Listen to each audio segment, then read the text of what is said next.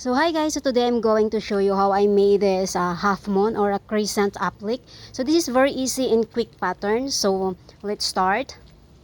Are the things that we will be needed. 3.25mm hook, scissors, and then crumpled yarn. No, actually it don't have to be crumpled, but I found this one, so I use this.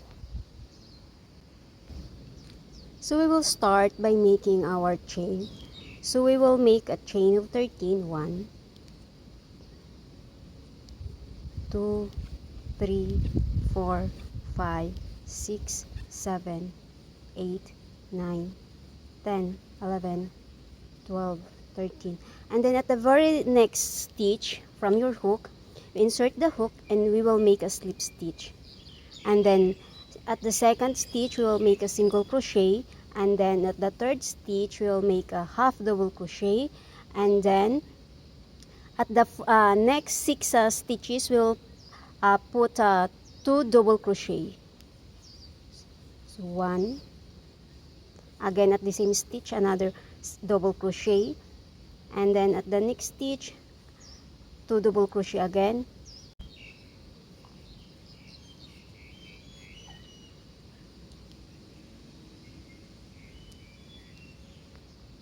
so this is the last 2 double crochet in this stitch. So if you count this, we have 12 double crochet, and then half double crochet,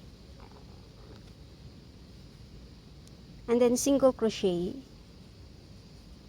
and then slip stitch. Then we will cut our yarn, and then we will just wave it, and then there you go.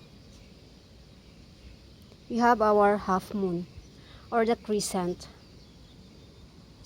It's very easy and simple. So we will just wave this tail.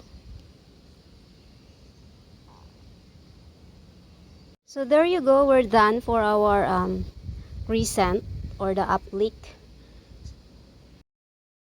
Thank you for watching guys. See you on my next video.